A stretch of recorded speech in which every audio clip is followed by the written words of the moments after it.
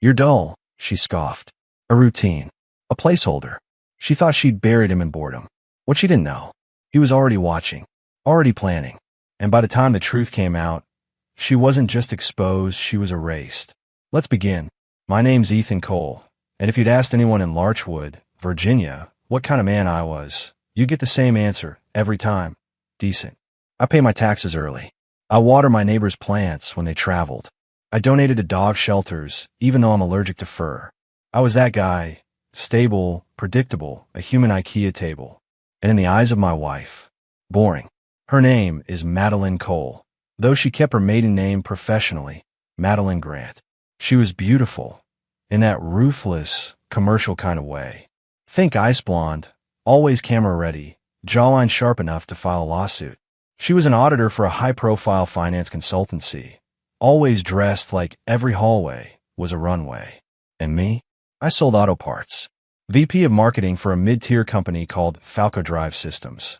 We supplied brake rotors and engine mounts to dealerships up and down the East Coast. Madeline and I had been married for 6 years. No kids. Her words, pregnancy ruins everything except Instagram likes. The first time she said it, I thought she was joking. The fifth time, I knew better. Our house was modern, our schedule tighter than a military routine, and our intimacy, mechanical. Like she was doing squats for engagement, not affection. I'd try, light candles, play music, ask her about her day. She'd mutter, fine, and tap through emails mid-dinner. When we did make love, she lay there stiff, arms folded, eyes open, like I was a hotel mattress she couldn't get refunded. Then came the night it snapped. I had lit candles again, tried, again, and when I leaned in to kiss her neck, she said flatly, let's get it over with. I have an early meeting. I pulled away, silent. Something burned in me. Not anger, not heartbreak. Awakening. I got dressed. Quietly. She didn't even ask where I was going. That night, I went to the only person I trusted, Jaden Ross, my best friend since second grade and head of IT at Falco Drive. We once hacked our middle school bell system to loop the Friday song for 4 straight periods. I walked into his server room. The hum of data surrounding us like white noise therapy for broken men. Jaden looked up and said, "You okay, man?" I shook my head. "I think she's cheating on me." He didn't ask why, just turned to his rig. "Give me a minute." The next day, he called me into his office. Locking the door behind us, he dropped a silver laptop in front of me like it was radioactive.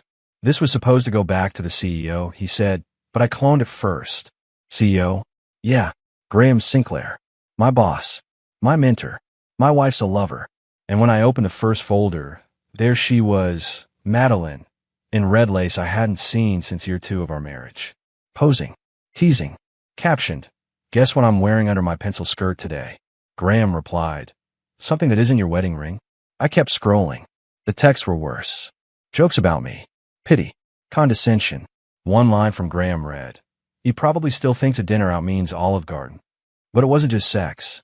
Jaden leaned in. "This gets darker." He showed me spreadsheets, audits, password-protected folders. Madeline had been altering quarterly reports. Falco Drive wasn't losing money, despite what Graham was telling the board. No, they were faking losses, siphoning funds through fake supply costs, bogus invoices, and empty shell firms. And the money? It was being reinvested through a private investor group based in Monterrey, Mexico. Las Fuentes Group. Sounds elegant, right? Only, it was a cartel. And Madeline, she wasn't just complicit. She was their financial front. At first, I couldn't breathe. My skin went cold. Then, something inside me shifted. Some men cry. Others drink. I didn't do either. I watched. I learned. And I made a plan. By the end of that night, I had a second laptop with a clone data fee from Graham's machine. Every time Madeline sent a message or filed a report, it came to me too. I knew about every secret dinner, every hotel, every offshore transaction. In one thread, a message marked secure, made my stomach turn. Graham, Las Fuentes won't know.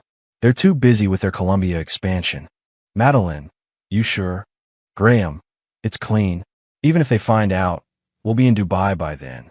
They weren't just betraying me. They were stealing from killers. And so, I did the only thing more dangerous than staying silent. I reached out to them. Not directly, of course, but through a tip line Jaden found buried in an encrypted leak. A digital whisper, a breadcrumb, and someone answered. Not with a name, just a time, a place, a warning. Be alone, be clean, be sure. I showed up. No wire, no trace, no bluff. And when I told them everything, I didn't ask for revenge. I simply said, they used me. They made me look like a fool. I just want them gone. The man across from me, dark jacket, tattooed knuckles, a voice like gravel, looked up slowly and said, that can be arranged. The night after I handed over the evidence to the man with gravel in his throat, I didn't go home. I sat in my truck at the edge of an abandoned gas station parking lot and watched the moon through a cracked windshield. My phone was off. My wedding ring sat in the cup holder, and my hands wouldn't stop shaking, not from fear, but from restraint. I wanted to scream, to burn the house down while she slept, to send her every file, every screenshot, every word she ever whispered to Graham about how dull I was. But I didn't, because for the first time in my life, I was playing the long game. By morning, I returned to the house. Madeline was in the kitchen, flawless in a white blouse and black slacks, sipping coffee like she hadn't ripped my spine out 2 nights ago. She barely looked up. Morning, she muttered, then added with a hint of mockery, you disappeared last night. Date with your dignity. I smiled softly. Had to think. Needed air. You smell like gas. I was at a station. She chuckled like I was a moron. Then she left for work, heels clicking like gunshots across tile.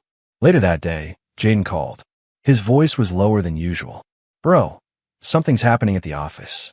Sinclair's gone. What do you mean gone? Like vanished. His car's in the lot, but he didn't show up to the board meeting. His assistant said 2 men came into his office early this morning. She heard yelling. Then nothing. My throat went dry. They were cartel, Jaden whispered. They were real quiet, real calm, and nobody's seen him since. I didn't speak. I couldn't. I just watched the sky from my office window as it turned gray. Something in my gut twisted, not guilt. Justice. Do you think Madeline knows? Jaden asked. Not yet, I said. But she will. I spent the next 24 hours prepping everything. Deleted my search history. Wiped the laptop clone. Shredded the original files. Removed any trace that could link me to the meeting. Then I waited. And Madeline delivered, just like I knew she would. The next evening, she came home later than usual. Her face was pale. Her phone buzzed nonstop. Something's wrong, she said finally, sitting at the edge of our bed. What happened? She hesitated, then lied. One of our clients is missing. He left the country suddenly. Took some money. Wow, I said deadpan. Shocking. She turned to me slowly. Did you hear anything at work? No, I said expressionless. But if there's anything I can do to help. She squinted. Something about my tone must have struck a chord. You okay? Better than ever. For 3 days, I watched her unravel. She stayed up late whispering into her phone. Called her office from our bathroom. Deleted messages the second they came in. She thought I wasn't paying attention. She thought I was still the background noise she'd gotten used to ignoring. But I watched. I listened. I learned. And then the cartel came knocking. Again. Not literally. Not at the door. That would be crude. Instead, they sent an envelope. Black. Sealed. Dropped into my mailbox with no return address. Inside, a photo. Of Graham. Dead. Mouth open. Eyes frozen. Rope burns around his wrists. And scribbled on the back, in handwriting that looked like it had been etched with a knife. Debt closed. One more to go. I folded the photo carefully and tucked it into a safe under my floorboards. Not because I was scared, but because I wasn't done. Madeline still walked free, still wore silk robes, and pretended she wasn't involved in laundering blood money. Still hummed to herself in the shower and smiled when she thought no one was watching. But I was watching, and I had one final move left.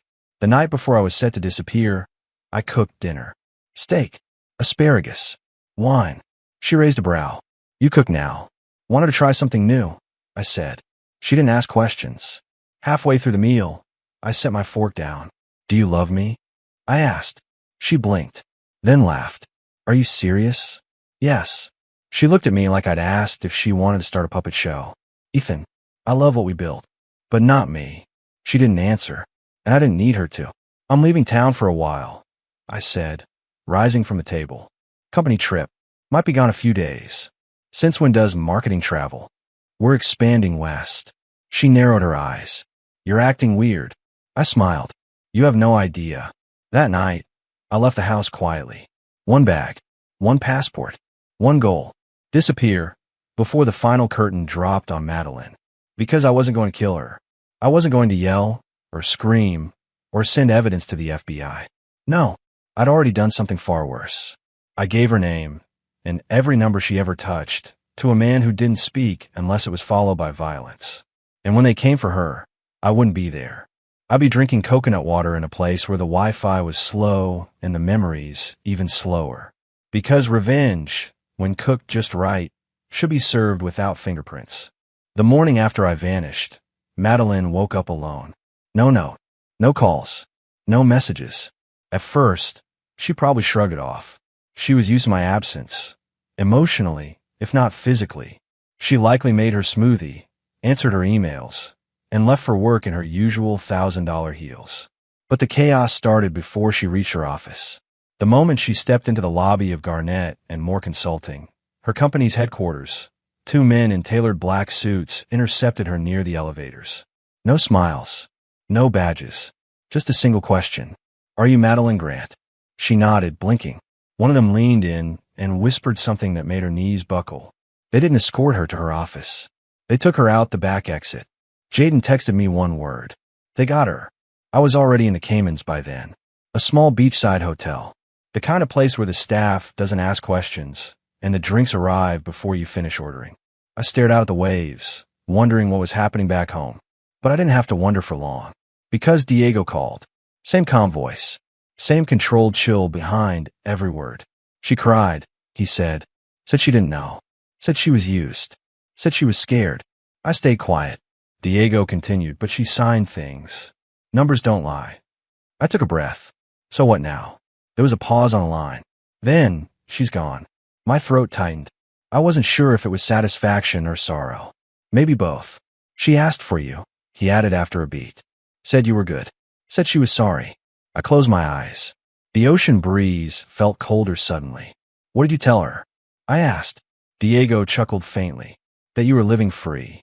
And that some men only break once. But when they do, they don't come back. The line went dead. I sat in silence. I should have felt triumphant. But I only felt empty. Because revenge doesn't come with closure.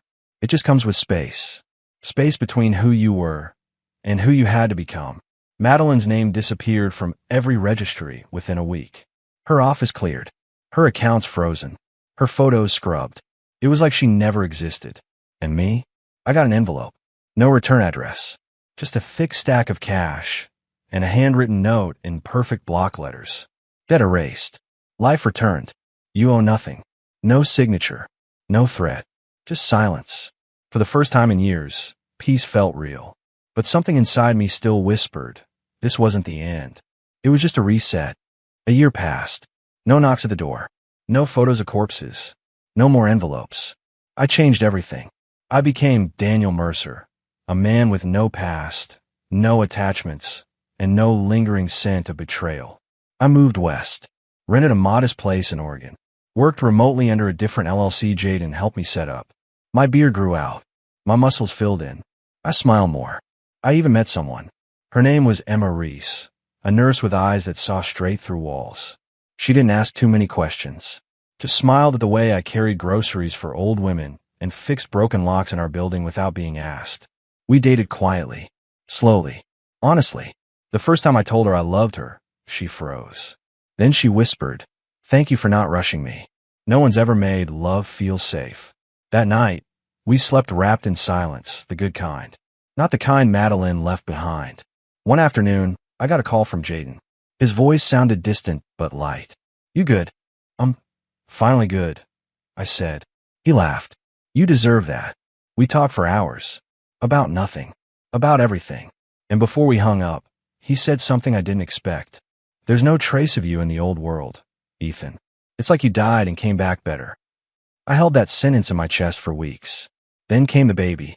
Emma got pregnant in the spring. We didn't plan it, but we didn't panic either. I remember sitting on the floor of the nursery. We were painting, blue dripping from the edges of the walls, and thinking, this is my second chance.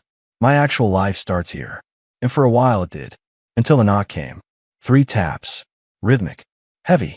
Familiar. I opened the door slowly. There he was. The envelope man. Same dead stare.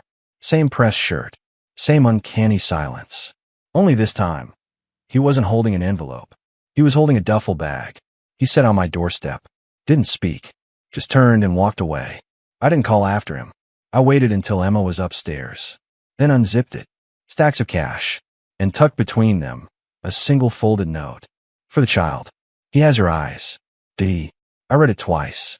Then burned it. Because I understood. You don't escape men like Diego.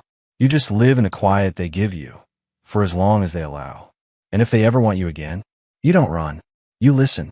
3 years later, I was a father. Caleb Reese Mercer, my son, had Emma's smile and my cautious eyes. We lived in a small home outside Ashland. Wooden porch, wind chimes, a garden that mostly grew tomatoes and weeds. Our life was peaceful, almost unreal. Until one day, it wasn't. It started small. A news story. American businessman Graham Sinclair, still missing after 4 years. I stared at the screen, coffee growing cold in my hand. I hadn't seen that name in years. Hearing it again was like a ghost brushing against my spine. Emma walked in behind me. You okay? Yeah, I lied. Old coworker. Just surprised. But I wasn't okay. Because deep down, I knew. The quiet was ending. Later that night, after Caleb fell asleep, I stepped outside. The air was sharp. Still. And there was again. 3 knocks. I turned slowly. Same man. Older now. Scar near his jaw. Same eyes, blank, deadly, unwavering. But this time he spoke. Mr. DeLuca wants to meet. I didn't move. You're the only one he ever trusted outside the family. And there's something he wants to give you. I stared at him. Why now? Because you're not a ghost anymore, Mr. Mercer. You're a father. You have a name. A presence. A weakness. I looked toward the window. Emma stood inside holding Caleb, framed in golden light. I swallowed. I'm not getting involved again. The man nodded, then handed me an envelope anyway. Inside, a passport, a plane ticket, a small black thumb drive, and a note. Come alone. No tricks. No debts. Just truth. D. I didn't sleep that night. I sat in Caleb's room, watched his tiny chest rise and fall, ran my fingers along the edge of his crib like a man carving the outline of everything he stood to lose. By morning, I knew. I couldn't go, but I couldn't ignore it either. So I sent someone to my place. Jaden. He didn't argue. Just said, if I don't come back, name your next kid after me. 2 days later, he returned. Alive. Shaken. Changed. He handed me a flash drive. It's all there. Every file. Every number. Every account. Diego wanted you to have it in case something ever happened to him. What's on it? Enough to make kings fall. I buried it. Literally. In a metal box. Beneath a tree I planted the week Caleb was born. And I made myself a promise. If anyone ever came for my family, if the past came calling, I wouldn't run this time. I'd end it. Because revenge taught me one thing. Betrayal is loud. But real love, it's the quiet you protect, with blood if you have to.